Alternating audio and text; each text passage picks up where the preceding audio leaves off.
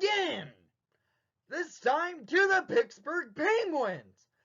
What's a familiar thing happening in this game? Another bad start.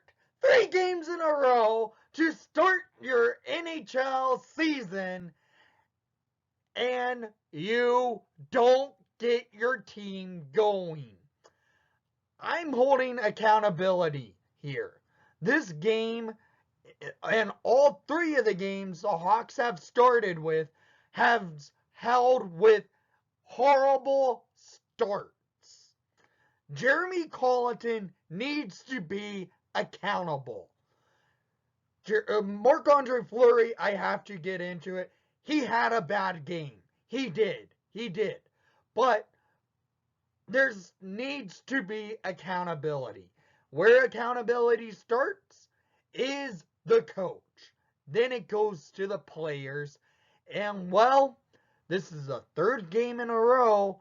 The Hawks go down early and they just look like they don't care. That is an issue happening with your Chicago Blackhawks to start the season off. 3 games down out of 82. And there's been a familiar picture in the first 3 games. Their start. Horrible starts, that is. Hawks lost 5-2 to the Pittsburgh Penguins. So let's look at the shots on net. In the first period, it was 3-13 in favor for the Pittsburgh Penguins. Second period, it was 15-8 in favor for your Chicago Blackhawks. And in the third period, it was 2-5 in favor for the Pittsburgh Penguins. Total shots on net, 20-26. Okay, this was the second of a back-to-back. It is normally harder when you're going into a back-to-back and the other team is not. So it's a little bit more difficult for the opposing team. Well, the Hawks were the opposing team. They came in after playing 24 hours ago to the New Jersey Devils. And they went to Pittsburgh, and well, same old. They allowed early goals, and it looked exactly alike the last 2, not getting off to a game early to get good production. The Hawks went to Pittsburgh, and they just looked terrible. You're going home to Chicago Tuesday night. Get your game going. I have to say that because tonight was unacceptable. Completely unacceptable. This is the 3rd game in a row you lose. 3rd game in a row you get off to a rough start. 2nd game in a row you allow a goal in the first 20 seconds of play. So let's get into the stats of the game, the goals of the game, shall we? As I said, in the last 2 games, you allow a goal in the first 20 seconds of play. Well, at 15 seconds in the game, Teddy Blueger scores his 2nd of the season, assisted by Brock McGinn and Mario to make it 1-0 Pittsburgh. The Hawks lost the face-off. Pittsburgh takes the control, goes up on a 2-on-1 break, and Blueger just throws it on Fleury. Fleury thought it could have been a pass, so Fleury went opposite side to try and make a save for a cross-crease one-time pass. And, well, Blueger threw it on. It went in Fleury's pads and into the net. Pittsburgh up 1-0, 15 seconds into the game. Last night, the Hawks allowed Dougie Hamilton of the New Jersey Devils to score 17 seconds into the game? Are we going to allow J.G. Pajot to score in the 5 seconds into the next game? I hope not. I'm just saying this. There is an issue. This team does not want to get off to starts, it seems like. The Hawks need to find a way to start games. And, well, 15 seconds into the game, going down is unacceptable. So, let's look more into the goals that Pittsburgh added on. At 5:33 in the first period, Drew O'Connor scores his first of his NHL career, assisted by Simmons and Dublin. This goal, in my opinion, this was all on Marc Andre Fleury. This frankly was. Fleury goes out of his net to play the puck. Dublin comes in, steals it, feeds it to Simmons. Simmons shoots it, gets it, and it goes to Drew O'Connor for one of the easiest career first goals in for an NHL career.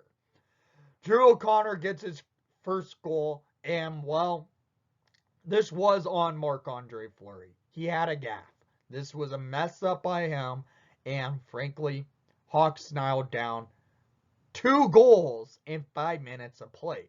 This is the second game Fleury's been in net where the Hawks have basically been letting in goals pretty quick in the games. So, Hawks are down by 2, but the Penguins are not done. At 10:59 in the first period, Brock McGinn scores his first of the season, assisted by Drew O'Connor. This was a 2-on-1 break. A lot of those happened against the Hawks tonight. And McGinn got the puck from O'Connor, and McGinn beats Fleury. It's nothing on Fleury. That's a tough play when it's a 2-on-1 break. Hawks defense collapsing. And, well, Hawks now go down 3-0. And you don't write this. 30 seconds later, the Hawks go down again at 11:25 in the first period. Danson Heinen with his third of the season, assisted by Jake Gensel and Jeff Carter. This was all set up by the Hawks losing a faceoff in the Penguins' offensive zone. Correction. I did not mean the Hawks lost a faceoff. It felt like this because, oh my God, the Hawks had a rough game, as I should say. But it was Kubalik went on a breakaway. He gets hooked, but cleanly. Puck gets away. Penguins go back up. Jeff Carter screens Marc Andre Fleury, and Heinen scores his past Marc Andre Fleury. That's what happened. It was a rough night for Fleury, as there he goes. He goes to the locker room after letting 4 goals in on a total of 10 shots on net. 10 shots on net and 11:25 into the game. Fleury gets yanked. Kevin Lankinen comes in. Lankinen looked good when he came in after playing a long game last night for the Hawks. So Lankinen comes in. Hawks now have a different goalie in net. Lankinen looked good in the first when he came in, and we go to the second period down by 4 goals. Hawks go into the second period because down by 4, yes.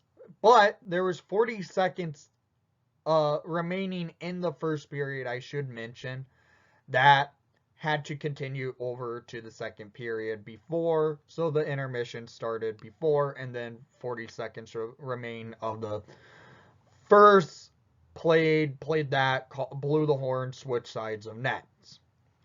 Then the Hawks started looking good. They started moving the puck well, getting control, and well, the Hawks get a power play. At 5 minutes into the second period, Jonathan Toews wins the face-off over to Alex DeBrincat. DeBrincat feeds it over to Steph Jones. Jones to Kane. Kane to Jones. Jones to DeBrincat. DeBrincat back to Jones. And Jones feeds it over to Kane. And Kane buries it for his first of this season at 5 minutes into the second period on a power play. Makes it 4-1 Penguins. So the Hawks moved the puck well on the power play, got it going, and they score. There we go. But the Hawks were moving the puck well, getting chances off. But at 17:52 in the second period, Jason Zucker scores on a delay penalty, so extra attacker out for the Penguins. So Zucker scores his first of the season, assisted by Kapanen and Rodriguez, to make it 5-1 Penguins. This was just off a rebound off of Lakinen's pad.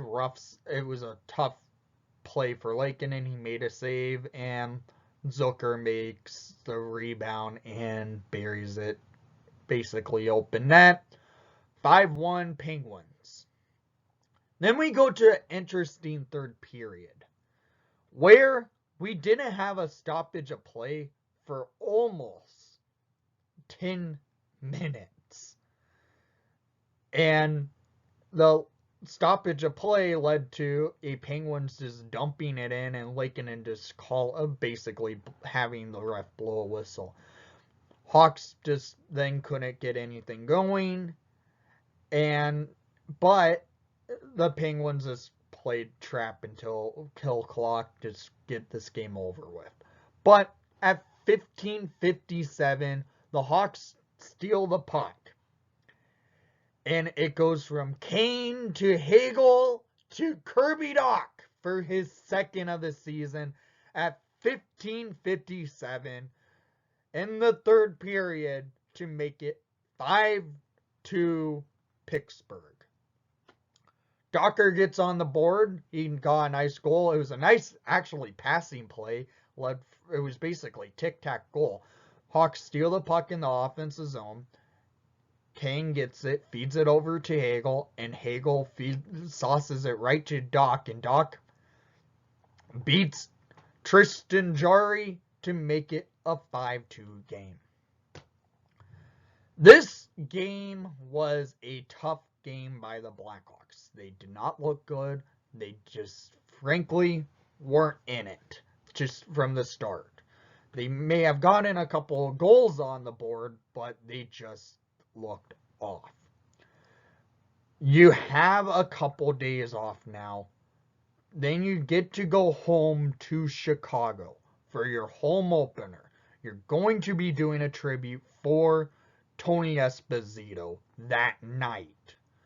Go home to Chicago and play hockey from all 60 minutes. From the first second all the way to the final second of play. Play the game.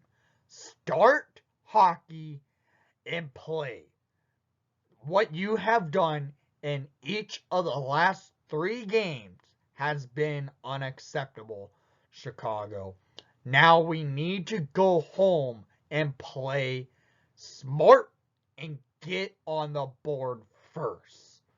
So down in the comments down below, I want to hear what your thoughts were on this horrible start by the Chicago Blackhawks, and let's just say the last 3 games. And from tonight's action, what you think. Who should be held more accountable in tonight's game? I would say players and coaches need to do something to get this team going to start a game. So down in the comments down below. I want to hear what your thoughts were. And thank you for watching the broadcast. I know it was another rough outcome for your Chicago Blackhawks, but I want to say thank you again for watching this.